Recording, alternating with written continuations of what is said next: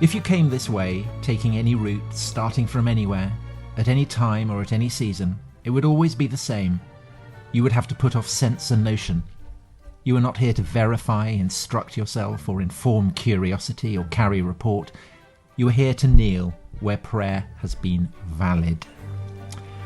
That was T.S. Eliot in Little Gidding, the last of the four quartets. And Little Gidding is a very beautiful, tiny little church, very hard to find. That was the final point in my recent exciting tour of Middle England, which Dominic has laughed at me about, but it was I'm laughing now.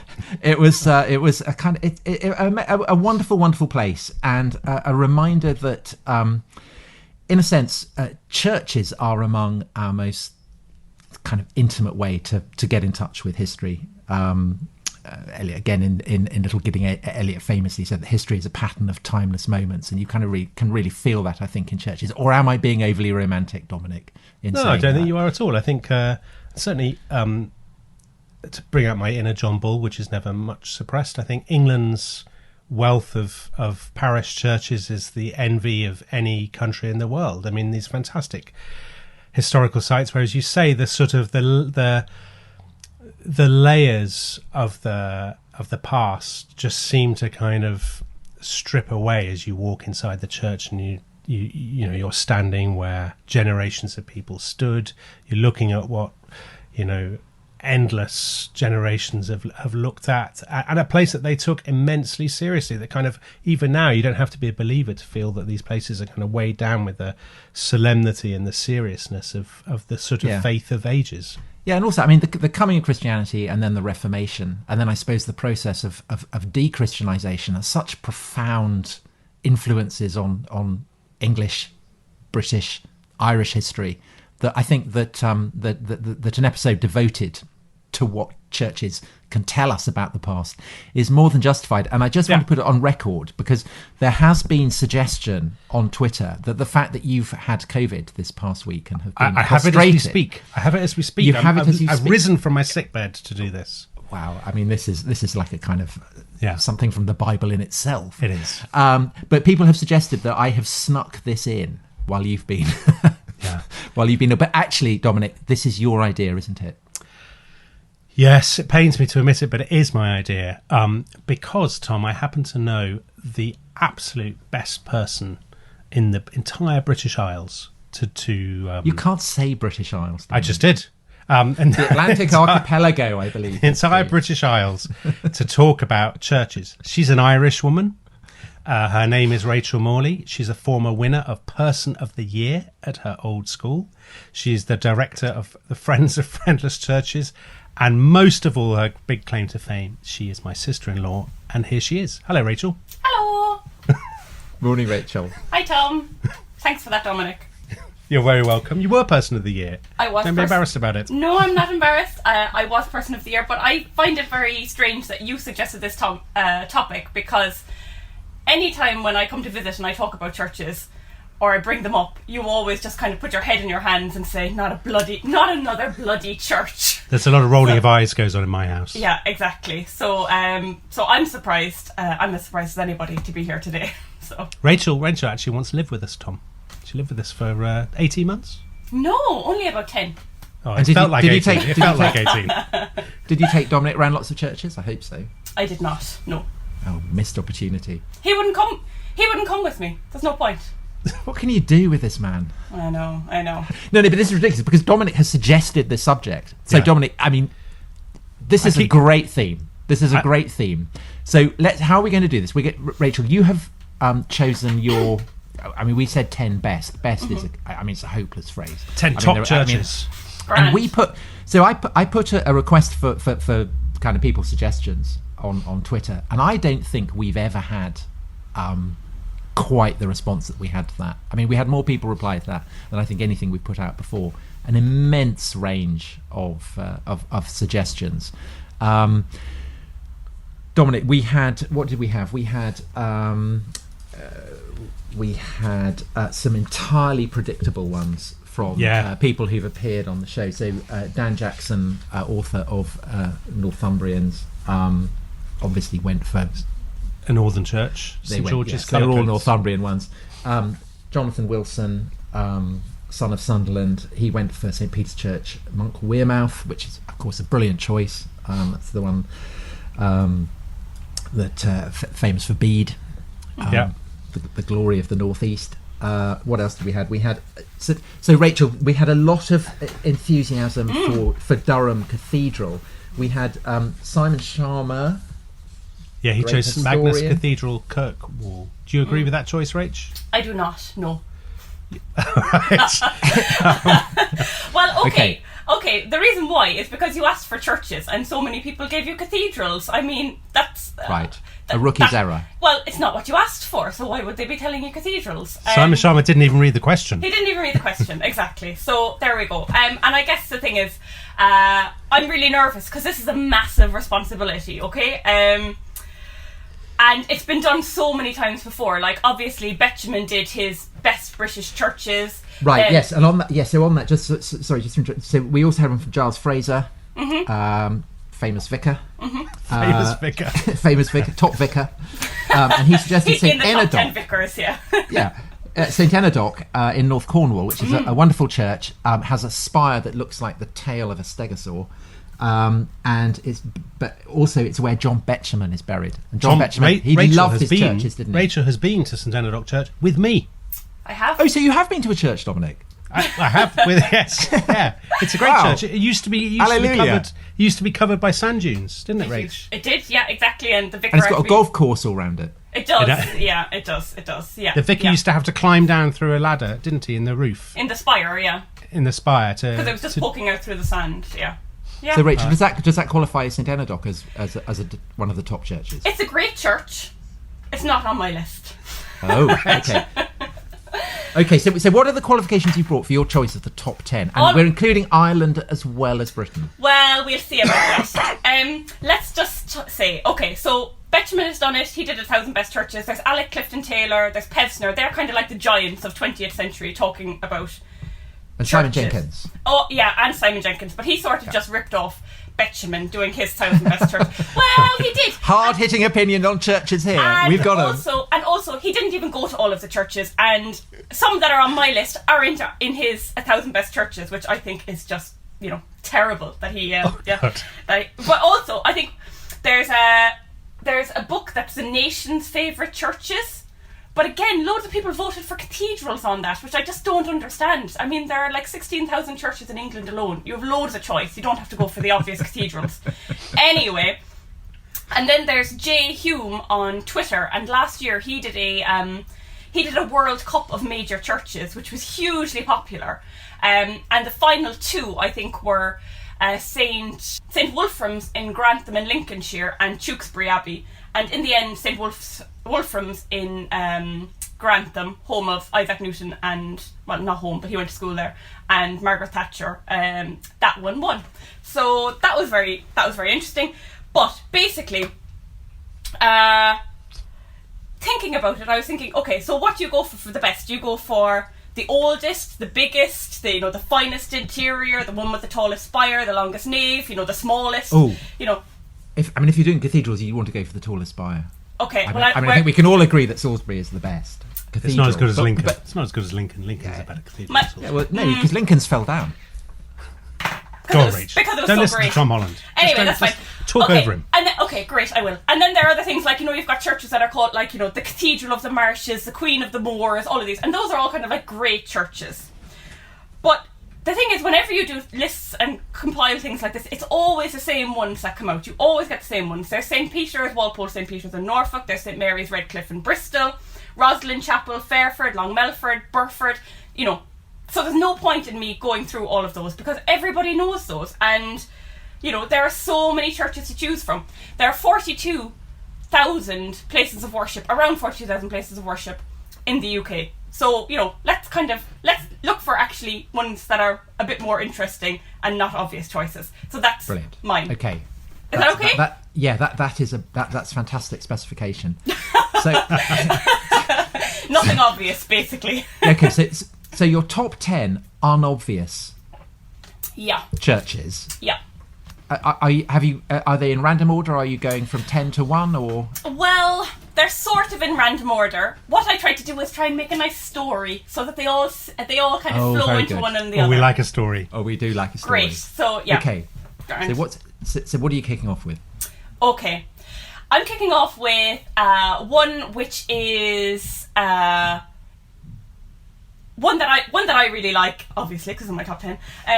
But that I used to live near, St Mary the Virgin in Shrewsbury. And I absolutely love Shrewsbury. Dominic knows it's my favourite place in the whole of England. And St Mary Shrewsbury is a great church. The river sort of carves out Shrewsbury. The river defines Shrewsbury, and the town sort of rises up from there. And St Mary's is kind of at the top of that. And it's a gorgeous old red sandstone church. It's got a great big spire. That's all lovely. The reason why I'm bringing it in, first of all, is that it's got a really not just about the architecture, but it's got a really interesting story around it. Dominic, I don't know if you know this. You're a Shropshire native, aren't you? I don't know this. I am a Shropshire native. Grand. I blank out all church stuff because I leave that to you. Okay, thanks. So anyway, it's all about the story is all about Robert Cadman, and he was an 18th century steeplejack and rope slider, and he used to perform all of these sorts of tricks, and he was from Shrewsbury, which is lovely. And he travelled kind of all around the country, so he was in Dorset and Lincolnshire, and newspapers kind of saying these great feats of daring that this guy used to do. And one of his kind of big tricks was he would climb up the front of St Mary's, which is, bits of a Norman church in there, so it's a really ancient church. So he'd climb up the front of it. It was 250 metres up the church, then a 68 metre spire up to the top. He'd have a rope going from the top of the spire down and anchored into a meadow across the other side of the river. So as he's going up, he's doing all kind of sorts of, tricks and making the crowd laugh, and everyone's having a great jolly time. Anyway, he gets to the top, and then he puts on a wooden breastplate, and there's a big groove down the centre of it. And he hurls himself onto this rope, and he's meant to slide all the way from the top of the spire, over the river, over the meadows, and kind of land, perfectly standing on the other side, in one piece, preferably. He did that several times, that was fine. Yeah. Except once, which was kind of the end of it, the last time he did it, which was 1739, when the rope actually snapped, and he fell and he died. So that's very sad. But there's a plaque on the outside of the church, so right by the main door as you go in. So it's a big event in the church's history, right? So there's a plaque outside, and it reads, "Let this small monument record the name of Cadman, and to the future time proclaim how by an attempt to fly from this spire across the Sabrina stream he did acquire his fatal end. 'Twas not for want of skill or courage to perform the task he fell, but no, a faulty cord being drawn too tight hurried his soul on her high to take her flight, which bid the body here beneath good night." So that's lovely. So he was basically a failed tightrope walker. No, but he had loads of success. He died when he was 28, but he had loads of success until then. Live fast, die young. But it's a really cool story. Anyway, but beyond that, the church is really interesting. So the actual building is great too. Go on, Tom. I was just going to say, on the topic of kind of jumping off the top of churches, you've given Dominic a Shrewsbury one, a Shropshire one. Could I? There's a famous Wiltshire. Go on, yeah.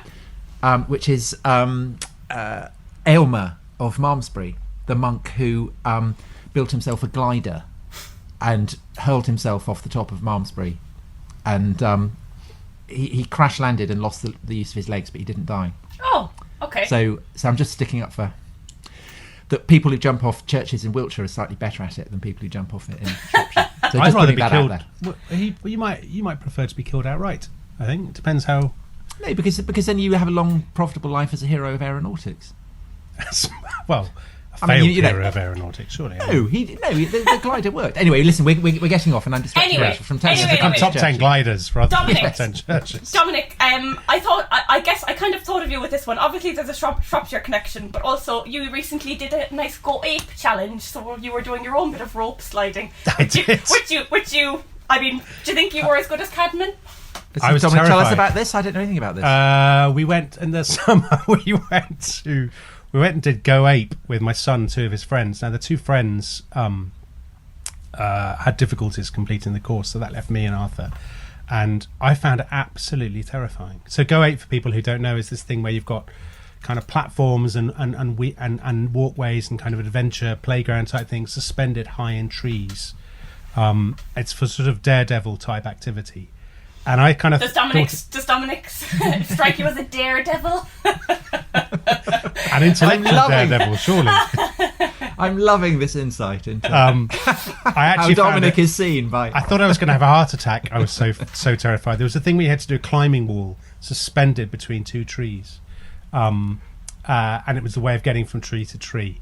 So jumping off churches wouldn't be your bag. I don't think it would.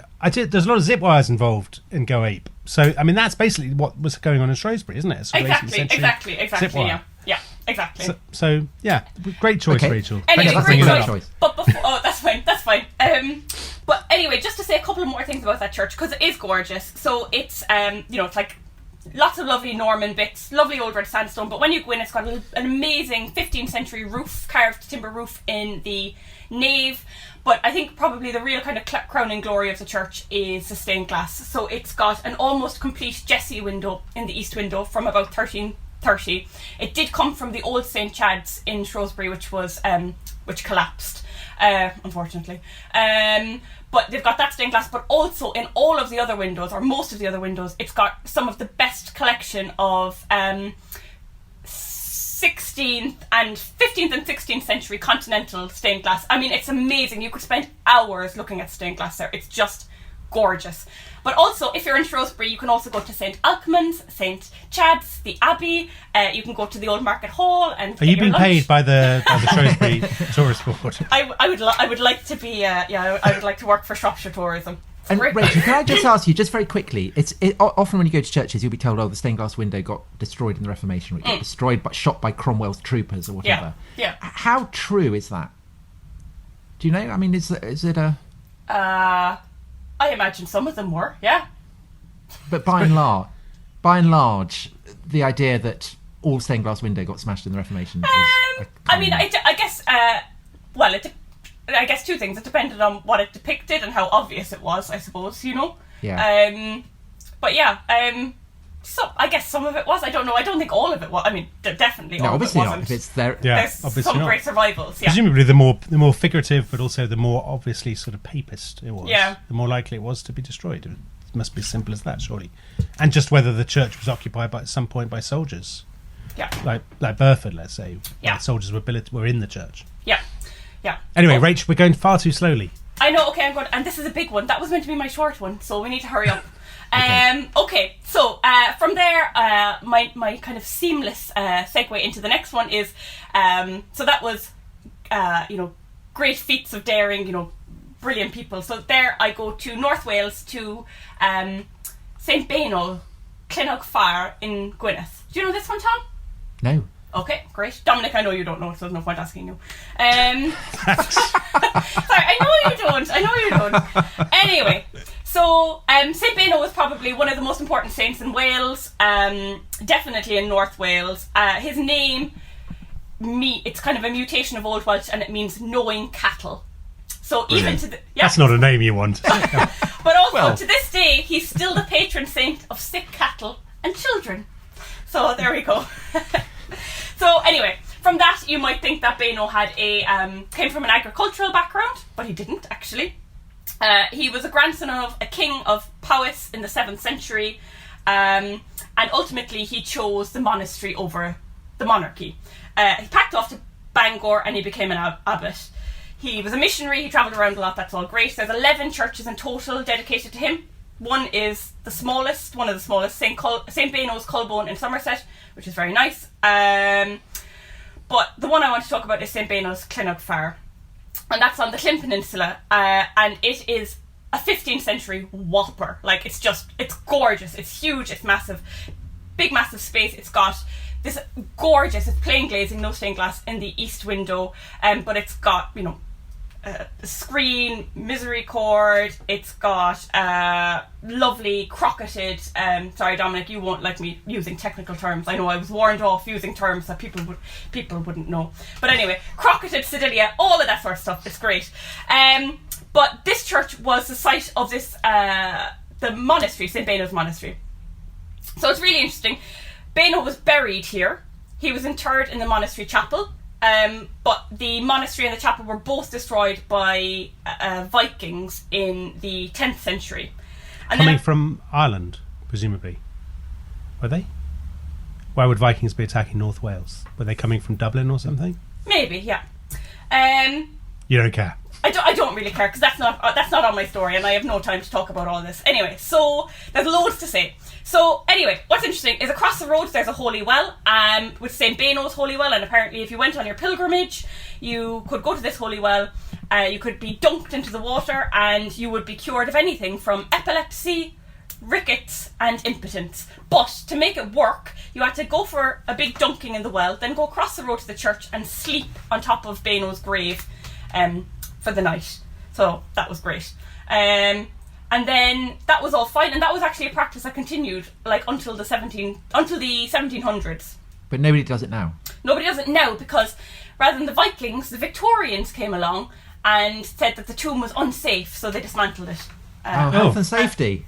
For health and safety, yeah. Victorian health and goodness safety. sake. But, so, Cadman's great gift, sort of, was sliding down ropes. Beno's great gift is bringing people back from the dead. So, he did this lots of times, that was great, and it included his niece, Winifred. She chose to be a nun. Her jilted lover chopped off her head, which seems to be a occupational hazard if you were a saint in Wales, kind of back in the 7th, 8th century, 6th, 7th century.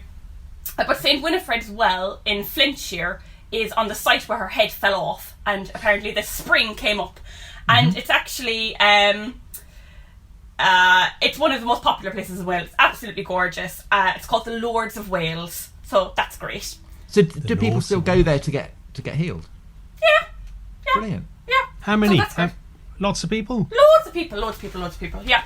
Anyway, just very, very quickly, because there's loads of great stories about Beno, but actually my favourite one is basically, he was really popular, everyone wanted a bit of him, in his monastery and all this sort. So he needed a bit of time to pray, so what he used to do was he'd go out into the middle of a river, and he had a rock, and he'd kneel on the river to pray at night time. Anyway, one night he was disturbed, and he muttered something under his breath, and obviously he's got a direct line to God, so he said something like, somebody should teach that person a lesson, or something like that, something to those effect. And basically all of these wild animals came out of the woods and ripped this person to shreds. And anyway, Beno just continued praying, didn't notice, came back, and then he realised it was one of his pupils, a guy called Alhern. And he was, Beno was in an awful way, but luckily he has this power of bringing people back from the dead. So basically, he just went around and gathered all the bits of him and put them back together, and he was fine, but he couldn't find his eyebrow. Beno couldn't find one of his eyebrows. It was missing. So what he did was he looked around and he thought, oh, okay. So he had his staff that he used to help get him out of the river, and they had an iron tip. So he took the iron tip off his staff, stuck it onto Alhern's forehead, and gave him his other eyebrow. And from then on, this Saint Alhern, he became a saint, was known as Iron Eyebrow. Brilliant. So he's not the patron saint of plastic surgeons. No, just sick cattle. So Right. yeah. Well, I think that's a great one as well. That's a very good one. Okay. like And that. the whole thing, people worrying about, churches are worried that people aren't going to church. The option of being brought back to life, that would be I know. incentive. But surely the option of being brought back to life is a key part of Christian faith, isn't exactly. it, Tom? Oh, Dominic, stop it with your theological jokes. Okay, so that's brilliant. So that's 2. All right. So number 3. Okay, 3. Big one. We're staying in North Wales. This time we're going to St. Brothan's, Llanfrothin in North Wales. This is Say that again, sorry. St. Brothan, Llanfrothin. Okay. That's fine. Just checking. That's fine. Did you think you might know it, Dominic, if I did, repeated yeah, it? I did. Yeah. I did, exactly. Yeah, okay, fine. That one. So this is a great church. This is one that I actually look after with Friends of Friendless Churches. But this is a church where there's one man, and he basically changed the course of history after his death at this church. So, do either of you know a guy called Robert Roberts? No. Right, okay. I didn't think you did. He was a North Walian quarryman in 1888. But, Him. That one. You're historians, come on. So anyway, Robert Roberts died 1888, and he wanted to be buried next to his daughter. That was his one wish. But he wasn't a member of the established Church of England. Dun, dun, dun. He was a nonconformist. And that's where all the trouble began. There's loads of kind of story about why this didn't work out for him. But basically, the vicar wouldn't allow him to be buried in the church next to his daughter, in the churchyard next to his daughter. And the scene was sort of set for a clash. So how it all happened was Robert Roberts' family went to a newly qualified solicitor, a guy ye will know, definitely. You'll know this guy if you don't know Robert Roberts. David Lloyd George, have you heard of him? Oh, yes. Oh, yeah. Dominic's hero. Dominic loves David Lloyd George. Yeah, okay. Sorry, it sounds like I've sort of picked Dominic's best churches. Anyway. That's all right. That's how it should be. That was unintentional, but I thought I'd get this in. So basically, this burial is sort of what launched David Lloyd George's career. So basically, he was a newly qualified solicitor. He was aged 25, and he took up this case and he advised the family to just go ahead, defy the vicar, defy the diocese, and bury Robert Roberts next to his daughter in the Church of Wales churchyard. But the vicar knew this was kind of brewing, so he locked up the churchyard and all of this, and so they couldn't get in. But what they did do, led by David Lloyd George, they went to this really remote church, down all of these winding lanes. They brought the body down there. David Lloyd George broke open the churchyard gates, and by candlelight and lanterns, they buried Robert Roberts next to his daughter. All lovely, until the vicar found out. Then there was a huge court case. The jury voted in favour of the Roberts family. The judge voted in favour of the church. Not voted, you know what I mean. David Lloyd George appealed it at the High Court and eventually won. But that basically launched his career, because then 2 years later he was voted the MP for Carnarvonshire, and then he became, the rest is history, as you might say. Goodness. Nicely done. Very nicely done. Has anyone ever done that before? They haven't, actually. No, you're the first. Okay. Can I just ask, the daughter, how long had she been dead? Do we know? Golly. Was it a kind of mouldering body, or...? It was a mouldering body, yeah. Definitely. Definitely, yeah. So this is basically a battle between dissenters, Welsh dissenters, and the established church, which was a huge political issue, actually, in the late 19th, early 20th century. Well, completely forgotten now. Well, exactly, but also all of this stuff. So, David Lloyd George Lloyd George, I can probably just call him that. I don't need to give him his full name. But this case became sort of the catalyst for the establishment of the church in Wales as well, which which eventually happened in the 1920s. So all of that sort of happened because of this burial case, which is really cool. But just really quickly, the church is amazing too. So St. Brothan was a 6th century saint. The church is now 13th century. It's built on right on the estuary. So right on the shore. It's amazing 15th century roof, massive timbers, absolutely gorgeous. Definitely go and see it. Okay, well, so a landmark in the history of disestablishmentarianism. Yeah, exactly. Well done, Tom. Which is definitely a word we've never had on the podcast before. And before we move from that area, I just want to... fourth one. You got the fourth? No. This is just kind of a little, a cheat. This is 3A. So if you really like your prime ministers, which I know some of the listeners to this show do, you should go and see St. Deniol's in Hawarden in Flintshire, which is where Gladstone was married in 1839. Do you know this, Dominic? You're nodding. Gladstone, Hawarden. Yeah, of course. Fine, grand. But apparently when they got married, the church was crammed to suffocation with females, which, some people might like. But anyway, what's really interesting about this, there's obviously that history, but there's a memorial chapel to Gladstone, and the family commissioned Gladstone's very good friend Burne-Jones to design the window, and it's an absolute... Burne-Jones is great, if you like him. Some people don't. But it's an amazing window. It's a nativity scene, it's massive, all beautiful, kind of usual Burne-Jones style. But yeah, definitely worth going to see if you like prime ministers and Burne-Jones. Wow, we do. Yeah, Great. We love it. Yeah, on this podcast, we love Burne-Jones, we love prime ministers, so that's absolutely ticking every box. Great. And Rachel, we've been talking for half an hour, so I think we should have a break. Really? And you've done 3. I know. So you've got to get 7 in. So there's now huge jeopardy. Yeah. Will you be able to get your now 7 into half an hour? I mean, guys, Yeah. Don't go away. Yeah. I'm not allowed to say that, am I, Dominic? Because it sounds appealing. But I mean, this is so exciting. Well, no one would want to go away because it is so exciting. Can you get 7 into? Can you get 7 into half an hour? Definitely Come back not. in a minute. Find out. Bye-bye. Bye.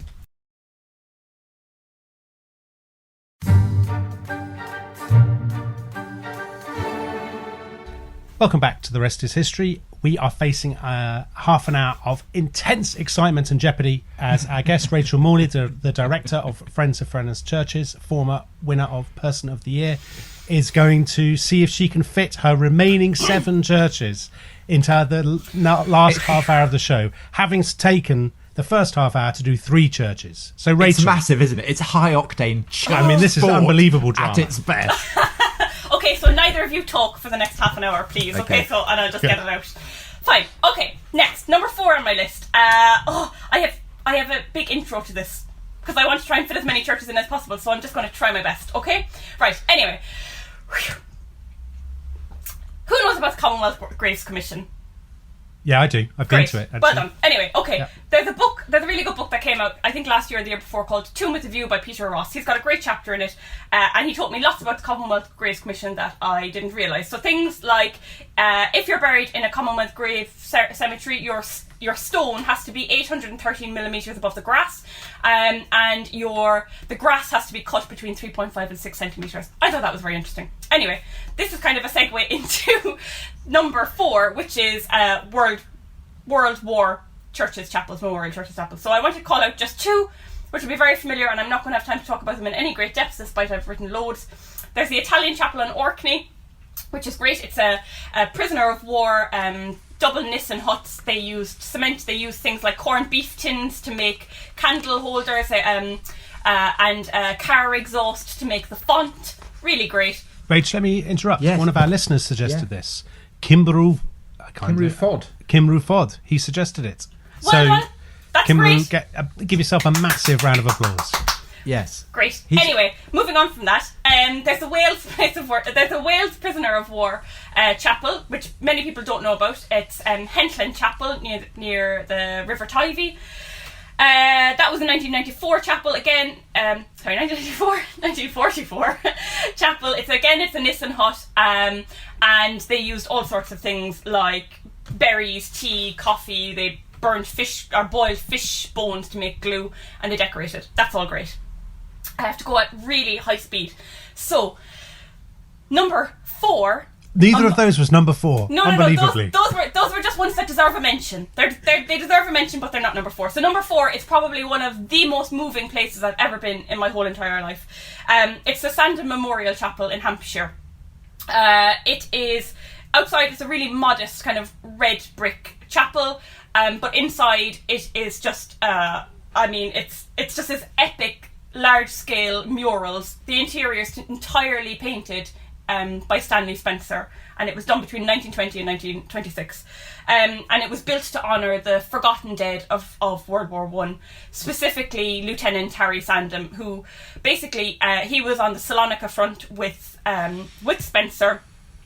He came back from the war, but he caught malaria, they think, while he was out there, and he died once he came back, but he doesn't appear on any official kind of list or anything because he wasn't kind of, one of the official war. Official war dead. Exactly. Great. Thanks, Dominic. Anyway, what's great about this is it's scenes from Stanley Spencer. He worked as an orderly in Beaufort Hospital in Bristol, and then he was out on the Salonika front. And basically, there are a series of paintings. So it shows his time in the hospital, working in the hospital. So it's like filling tea urns, changing the beds, doing the laundry, all of that sort of thing. And then above you've got scenes from Salonika, and it's so moving. He painted himself into it, so he's cooking rashers. There's a dog licking out an empty Frey Bentos tin. It's just so powerful because of the scale that they're on. And then I have to miss out so much because I have no time. But anyway, the east wall is this resurrection scene, and it's not like any other resurrection scene you will ever see. It's basically in the centre, there's a carriage, and it's broken apart. It's split apart. There's bits of wood flying everywhere. There are 2 horses which have collapsed right in the middle. And it's just a chaotic scene right in the foreground. And it's all of these men who are getting out of their graves, and they're picking up their white crosses, and they're walking towards a figure, barely decipherable in the kind of background, and it's a little white figure of Christ. He's tiny. And they're walking up and they're giving their crosses to Christ. And after that, they walk past him into kind of a peaceful landscape, which is Watership Down, which is near where the chapel is located. Watership Down as in the rabbits. As in rabbits. Yeah, but also it's a place. It's a real place. So anyway, so that's absolutely amazing. But what was really terrible about this was when they came to consecrate the chapel, all the various bishops said they wouldn't consecrate it because it showed animals being resurrected. So the horses were kind of, coming back to life, and the dogs and stuff like that. And they said, animals don't have souls, so we're not going to resurrect it. Eventually, the Bishop of Guildford said he would consecrate the chapel, but only if they put curtains and stuff over the animals, because they... my God, that's very harsh. Isn't it bonkers? Anyway, that is one of the most... I haven't done it justice. Animals definitely have souls. And Rachel, Spencer did this before Cookham and all that? Yes. So Cookham is, what he called, like, a little suburb of heaven. So, yeah, so that's his... There's all that kind of amazing stuff, again, of people coming out of the graves and things. Exactly. No, it's one of the... it's just one of those... And, sorry, I will just say, there's one scene in it where... It's in the hospital, and they're meant to be disinfecting the bedside lockers. So they've got these copper baths, and there's a man kind of putting them into the thing. But Stanley Spencer was really small. He was like 5'2" and weighed less than 7 stone, and he couldn't actually physically lift the lockers into the baths to do the work. And he paints himself into it, and he's crouching, he's hiding between the 2 baths, trying to kind of get away from it all. And it's just I have. No, it sounds... goosebumps thinking about it. More people should know about it. It's so wonderful. Well, thank you. That very sounds good. amazing. All right, number 5. Okay, this is a very quick one. This was meant to be my number 5 and my breaking point because I wanted to sing a little song at the end of it. Oh my God, you can't miss out on the song. Do that. All right, still okay. Sing a song. Just very, very quickly. So number 5 is St. Nicholas's Worth in Sussex. So this is it was once in a clearing of a forest. It's the largest Saxon cruciform church that still survives on its original foundations. The forest is now cleared, and the church is sort of squeezed between the M23 and a housing estate in Crawley. But it is one of, like, I know, Dominic, you're making faces, but it is actually like it's one of the most important and ancient churches.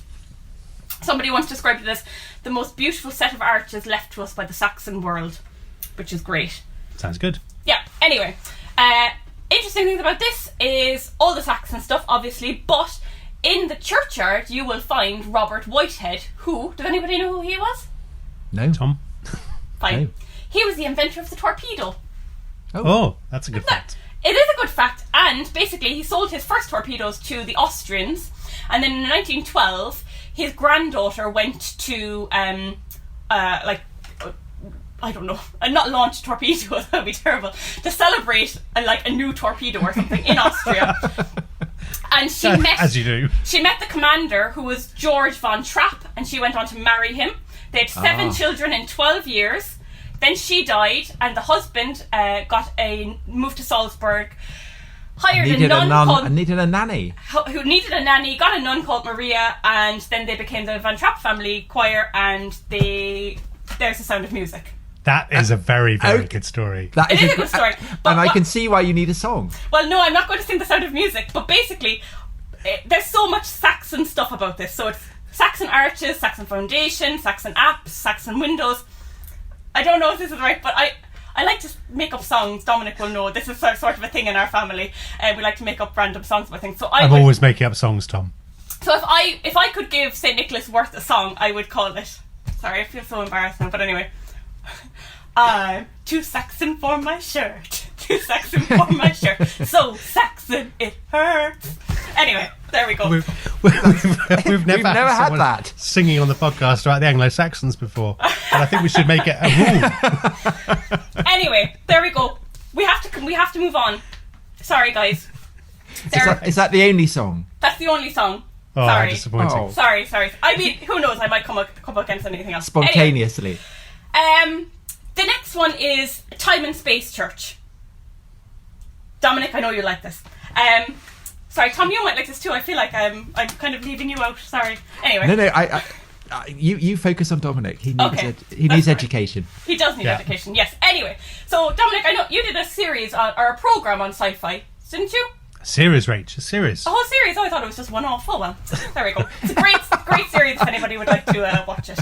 Yeah, Tomorrow's World. Tomorrow's World. The There we go. unearthly By history Dominic of science Sandbrook. fiction. Yeah. Anyway, so I don't know if you mentioned this because I don't actually remember if I watched the program. So, but first of all, I want to go to St John the Baptist, Whitbourne in Herefordshire. Weirdly, we didn't mention that in our science fiction series. Well, Dominic, that is a huge oversight on your part because in the end of the 17th century, that is when Francis Goodwin, the Bishop of Herefordshire, he was living next to the church and he wrote the world's first science fiction novel, The Man on the Moon.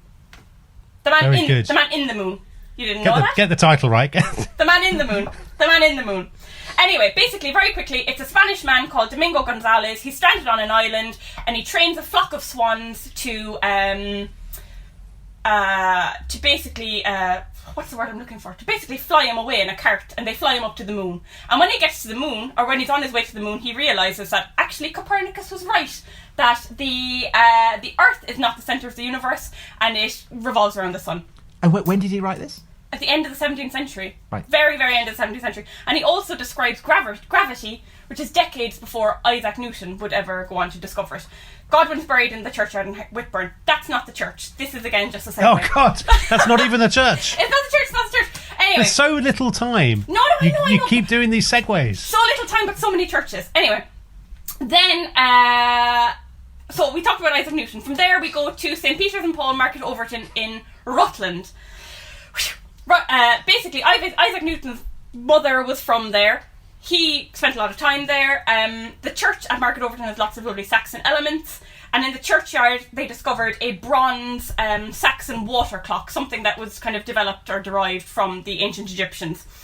Newton was fascinated by this, and it kind of spurred on his studies and experiments into time and space.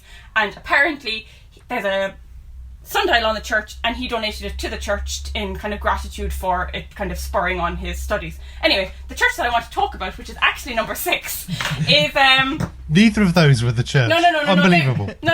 Anyway, but there's so many good churches. But basically, it's St Gregory's Kirkdale in Yorkshire. I think somebody definitely mentioned this on your list. I'm pretty certain. So above that church, you will find a preserved Saxon sundial. Oh yes, Do you know this that's one? wonderful. That is a good one. Great. I'm glad you know it. Yes, and it's next to where William Buckland found the hyena. That's correct. Bones in the cave. Tom, Yes. you're ruining my ending. Oh, I'm sorry. Oh, sorry, It's fine, Rachel. Sorry. It's fine. No, but I love that church. Okay, that's good. But you know that there's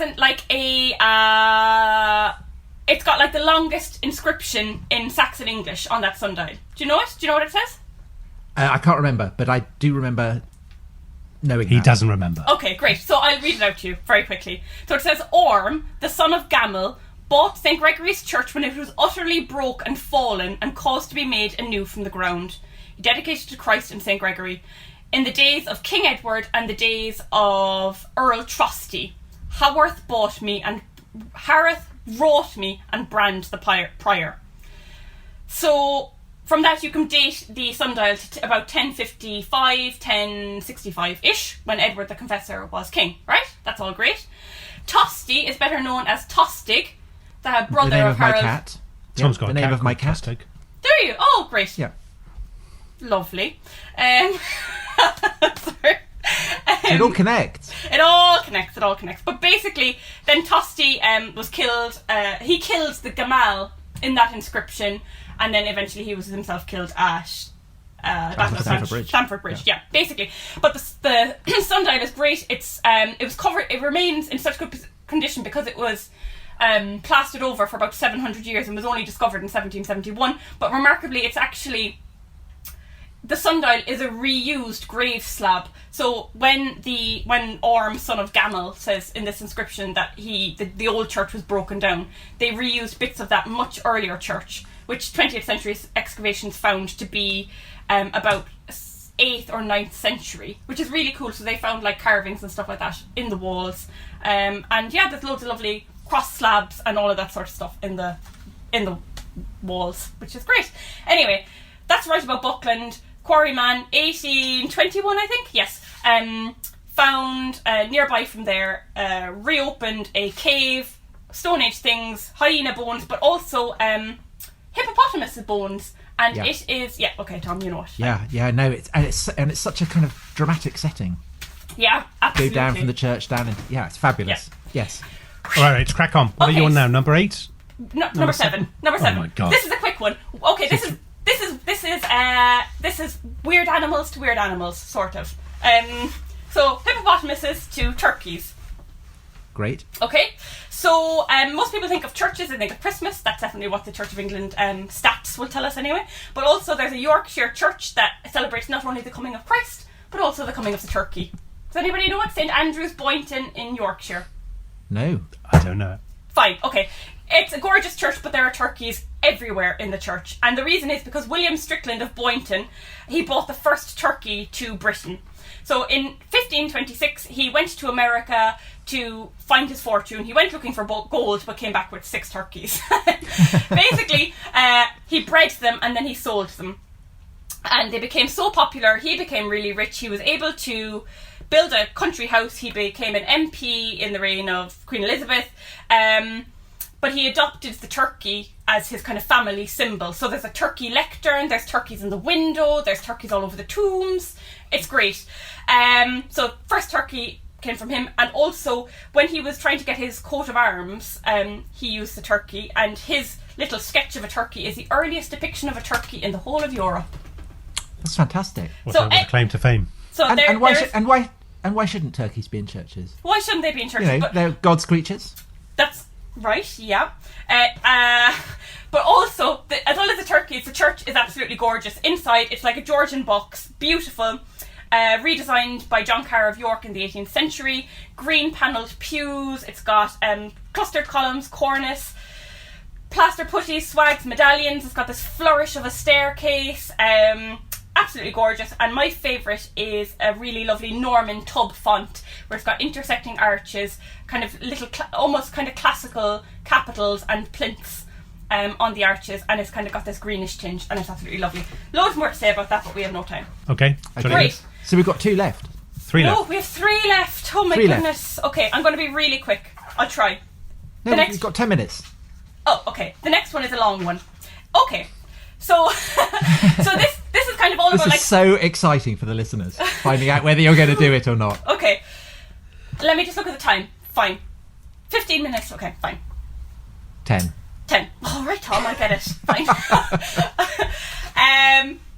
So the next thing is all about like superstitions and magic in churches. So first of all, I want to just give a mention to, this is not the church, by the way, I want to give a mention to St Cadfan's in Gwynedd, which is, it's got a crying knight. It's a 1350s effigy, and basically apparently the knight has been crying for about 650 years, but there's like water dripping out of his right eye all the time. This is my right eye. But somebody did some research, and actually it's a fault in the stone. There's the very similar thing at Bartholomew the Great. Oh right, London, okay, yeah. Where there was somebody who was crying, and then they fixed the drains and it stopped. Yeah, it's pretty much that sort of thing, which is sad. From there, a really popular church which is St Issue Patricio in Powys, where there's a kind of a rusty painted skeleton on the west wall. He's holding up a shovel and a hourglass. And people have tried to whitewash him out, but he keeps seeping back to the surface, so you can't get rid of him. That's lovely. Then, kind of staying around that area, there's St Michael's in Cascob, and there's an inscription on the wall which I think is brilliant, where that kind of superstition and faith kind of, kind of the mixture is really good. So it's about 1700, and the inscription reads, "O Lord Jesus, we beseech thee for thy mercy, that this holy charm, abracadabra. Make sure thy servant Elizabeth... Does it really say abracadabra? It says abracadabra, yep. Make sure thy servant Elizabeth Lloyd from all evil sprites and from all their diseases. Amen. So that's good. So, yeah. And then, just very quickly to say that one such evil sprite could be Lilias Addy, who's in Scotland. So she was a witch who died in prison in Scotland in 1704. She's buried on the shore of Torrey Bay in Fife, and they put like a massive sandstone slab over her grave so that she couldn't get out, basically. And she was a witch because she confessed, probably under great torture, to having sex with the devil, so that was unfortunate. But basically her body was dug up in the 19th century, her skeleton was sold off, made into walking sticks, all of those sort of stuff. What? You know. What? I'd happily have such a walking stick. It's awful. And now That's a terrible thing. I know, and people, there's a group in Scotland that are trying to kind of get her... Bring all the walking sticks back together. Yeah, exactly. Yeah. And bury her properly. Anyway, but just Good on them. Well, kind of, so that lady, you know, admitted to having sex with the devil, that's fine. But in Shropshire, there's Halston Hall, where there's a guy called Mad Jack Myton. I don't know if anybody knows of him. No? Okay, great. Yeah, I know him. Okay, great. Yeah. So, you know, this fella drank 6 bottles of port a day. He fed his dog steak and champagne. He went duck shooting naked on a frozen lake. He dressed up as a highwayman and ambushed his guests. He rode a bear into dinner, when, you know, as a kind of a spectacle. But he was absolutely fine, so there was nothing kind of untoward about his behaviour, and he's buried in the crypt. So, you know, they didn't have to bury him under a big massive sandstone slab. But anyway, the church... It's everyday sexism, isn't it? It is, yeah. Yeah. But hold on, she'd been having sex with the devil. She hadn't been riding a bear. They're two very different things. No, but she didn't actually have sex with the devil, Dominic. She was probably tortured. She died in prison probably because they tortured her. I just think we should take a bit of a open-minded approach to these stories. Okay, fine. Anyway, number 8 is Ain Hallow in Scotland, and so... Hold on, no, that wasn't even number 8. No, but these were just kind of... This is the preamble. I like a preamble. Okay, very, very quickly. Ain Hallow is an island in Orkney, and it was once in the grip of a magic spell, and it was completely inaccessible to humans. So the stories go that it was occupied by the Finn folk, who are kind of, you know, sorcerers, sort of dementory type people, and they used to abduct children and all that sort of stuff. But basically, humans eventually did make it over there, and by the salt and the sign of the cross, they retrieved the island from the Finn folk, and they built a little church there. And for a long time it was thought that the soil of this Ain Hallow was so sacred that it would repel anything that was undesirable, so even rats and mice. So people used to like to go and get a handful of soil to kind of keep all the undesirables from their house. Anyway, really quickly, because I don't have very much time, this is a really kind of ancient old Norse church on Orkney. It's just a ruin now. It was kind of the church was repurposed into a dwelling in and around the 16th century. Nobody knew it was there until it was discovered by chance in 1851. But it is hugely important, massively under-researched, and yeah, you can see bits of the Norse kirk, the porch, the gables, the naves, the chancel walls. They're kind of all sorts of there. And is it under-researched because it's so difficult to... Nobody can live there? Is it under-researched because you can go out there one day a year. One day a year? Yeah. So no wonder it's difficult to research. Exactly. Anyway, very quickly, because we have no time. Moving on. So what I love about churches is all the stuff in them. Is this number 9 now? This is number 9, yeah, very quick. Number 9, okay. Big shout out to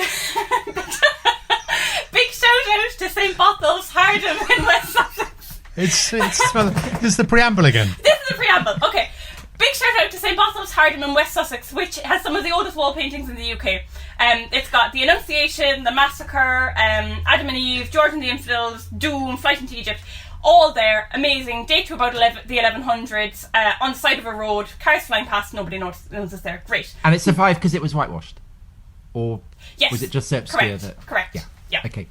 St. Lawrence, Broughton in Buckinghamshire, brilliant church on the outskirts of Milton Keynes.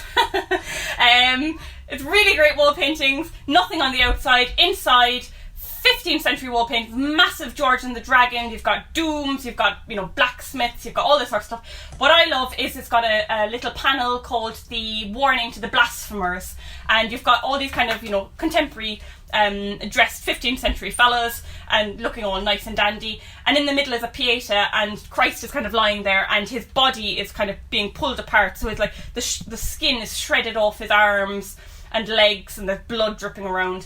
And these guys are like, they're drinking and they're playing, I don't know, backgammon or something, and they're swearing on Christ's body, and basically, and some of them hold up bits of bones and heart and stuff like that, and it's that every time you swear on Christ's body or you blaspheme, you're prolonging Christ's suffering. There we go. Anyway, the real star, number 9, is St. Cadoc's Llancarfon in Vale of Glamorgan.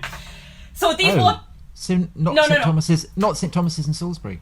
No, it's not. This is a better one, Tom. Sorry. Much better, actually, because the Salisbury one is lovely, but actually it's been really over-restored. Sorry about that. Please don't kill me or hate me. Anyway, this is a great church. Fair enough. A little whitewashed church in the Vale of Glamorgan. The wall paintings were only discovered in 2008, and they are they're some of the best in the whole of Europe. Unbelievably beautiful. So you've got a huge George and the Dragon, you've got the Virgin Mary blessing him, you've got the princess, you've got the people in the tower. But what's really cool is it's got the 7 deadly sins and the 7 acts of mercy. And the 7 I've seen it. Have I've you? Seen it. Oh, yes. Good. Oh, good. Hooray! I have. Yes. And it is better than St. Thomas's in Salisbury. Yes, okay. No, you're right. Brilliant, thank you. I mean, of course you're right, but no, you're... Oh, I'm really glad. Phew. Okay, because I only have about 1 minute to do the last one, but just very quickly. No, Rachel, you don't. Just take your time. Okay. Because this is quality. This is quality, so it's fine. Alright, okay. Well, just really quickly. Okay, so this church is brilliant. I've said about the St. George and the Dragon. It's also got a Death and the Gallant, which is completely unique. So you've got kind of, a nice contemporary dandy fellow, and then a skeleton in a shroud kind of like looking over him. 7 deadly sins. They are in brilliant condition, and what I love about them is there's like a central beast, and it's got multi-heads, and the heads kind of come up, and in the jaws of each of the kind of subheads of this beast, there's a little panel that contains each of the 7 deadly sins, and it's just, they are so they're just amazing. So in each one of my favourite ones is gluttony, which is there's a man, and he's kind of got a big swollen stomach, and his buttons are popping off his vest, and there are kind of empty glasses all around him, and there's a little demon who's pulling back his head and forcing more beer down his neck, kind of forcing him to drink more, and they're just so brilliant, and just to say they were discovered completely by chance. And they were getting some work done to the wall plate. They were doing a little bit of timber repair, and the builder saw a bit of red paint and said, "Oh, that might be interesting." Completely by chance, and really some of the best in Europe. So There we go. Dominic, you should go there. Okay, last one. Now I'm really worried that we're going to end on a low point, because I've kind of just raced through, and I've kind of just kept something really quick for last. But anyway, this is literary connections.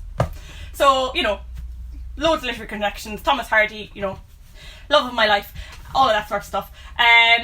This one is Saint Michael and All Angels in Hathersage, which is do you know it, Tom?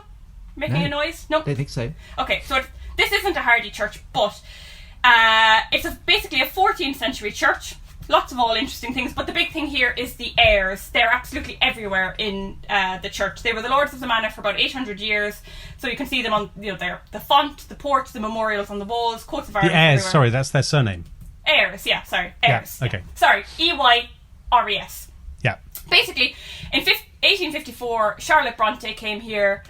She attended services with her friend, who was Ellen Nussey, who was the sister of the newly appointed vicar, and Charlotte Bronte took loads from this church and her kind of time in Hathersage to write Jane Eyre, which is great. So the village of Hathersage becomes the village Morton. Henry Nussey, who's the vicar, becomes St. John Rivers, who, saves Jane or whatever, and Jane Eyre is obviously named after the heirs, which is great. And then very finally, in the churchyard, apparently that is also apparently the resting place of little Robin Hood's great friend, Little John. Little John. Very good. Oh. Because in 1784, Captain James Shuttleworth discovered a massive femur, a massive thigh bone that was over a metre long. Oh, it must have been him. Must have been him. So basically, the person the bone was attached to would have been over 8 feet tall. And there's only one person in all history who that Yep. could be. Exactly. Why That's did they Little think John. it was Little John? They probably just wanted like tourism or something, you know? Okay. Even in the 1784. Yeah. No, I think there's a legend that his Little John's like hat and coat he used to hang his hat and coat in the church and stuff like that. Oh, I you know. see. But I see. he was they kind of knew he was around there, so they just said, So that was your number 10, Rach. Whew, yeah. And you didn't choose any churches from your native country. Well, I didn't because when you said it to me, first of all, you didn't include Ireland, and actually you gave me the wrong date. You gave me the 13th of August for this, so I had been working to a different date, so the list was kind of ready for a long time.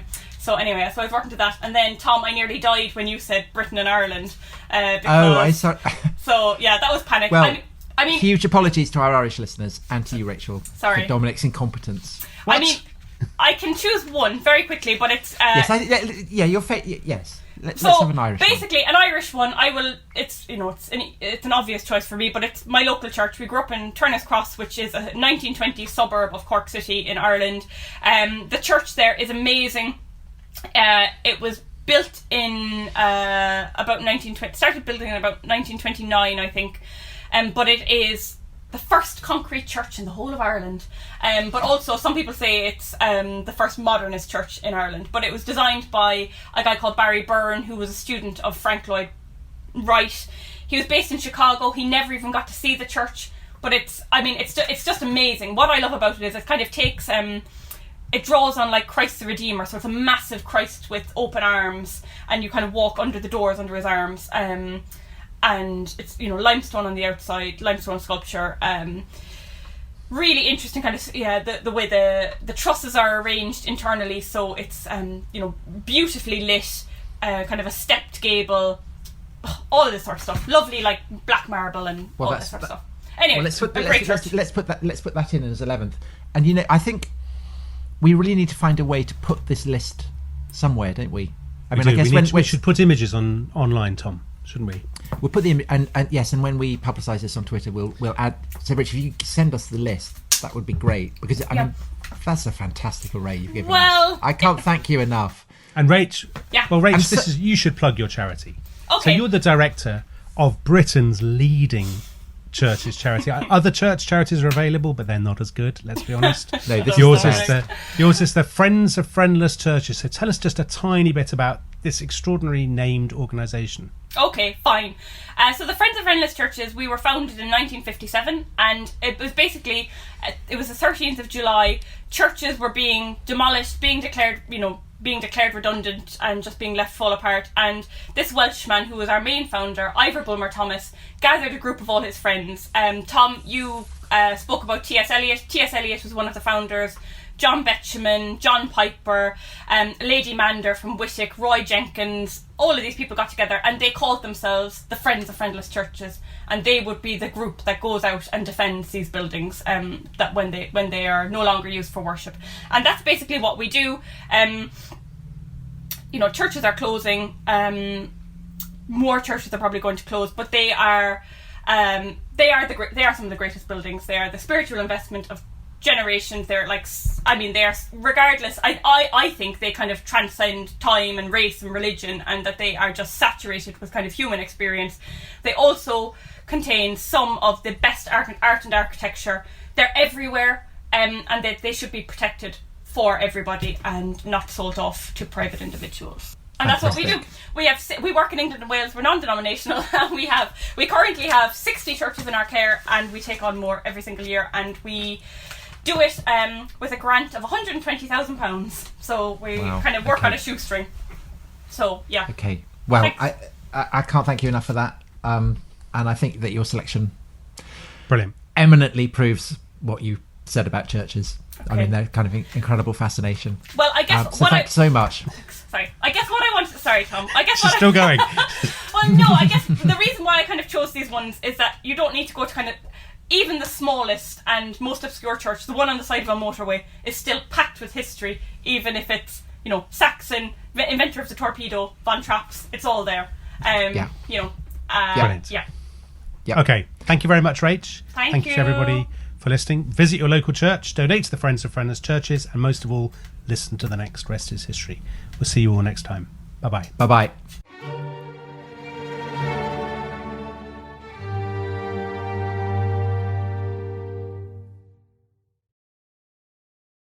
Thanks for listening to The Rest is History.